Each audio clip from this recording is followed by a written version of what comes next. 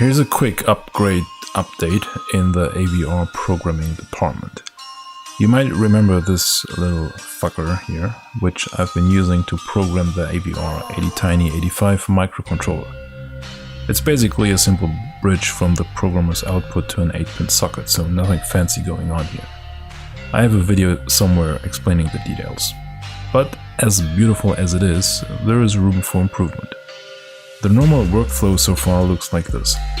I plug in the 85 into the socket, go to Atmel Studio, do the coding and upload. Then I have to remove the chip without breaking it, put it on a breadboard and see if it works. I have to do this every time I want to run an update. Problem is, I like to test stuff literally every 2 minutes, so doing this is driving me nuts. The obvious solution is, of course, ISP, in-service programming. That means the chip remains in service position at all times. Whenever you have an update ready, you connect your programming equipment to the circuit board using some sort of service interface, upload the code, and voila, you're done. This sounds great in theory, but here's what worries me. Let's say you got some fancy circuitry connected to the pins that will be used during programming, like a clock or maybe some pins connected to 5V or ground directly. Not only will they interfere during programming, they might also damage the programmer because everything on the board will be connected to it. To avoid this, it's possible to simply disconnect the board from power during programming or have a switch that isolates critical parts, but all of that means more work and I want a more general solution.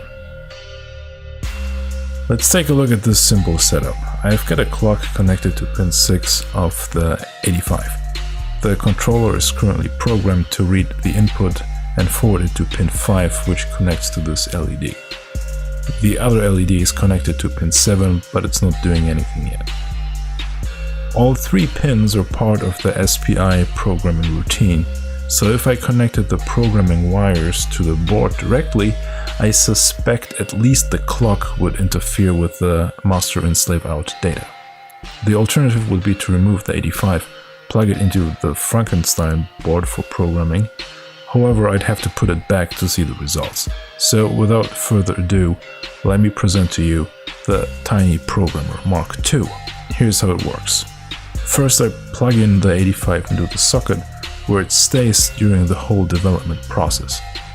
In order to be able to test the board within its usual environment, I use this surrogate connector that plugs exactly into the spot where the 85 would normally be. And as you can see, you get the exact same behavior. On the other side, I connect the board to the programmer.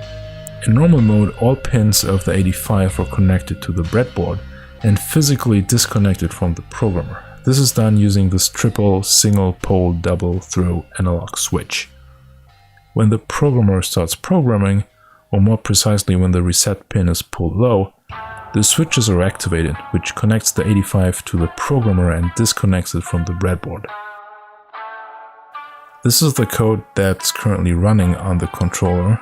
We're reading from pin 2 and forwarding the state to pin 1. Now let's say I want to forward to pin 3 instead. I'm gonna hit F5 now to compile and upload, so please observe the LEDs.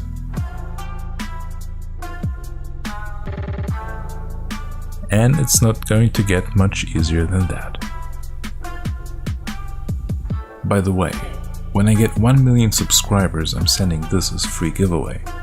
I'll cover shipping too, so stay tuned.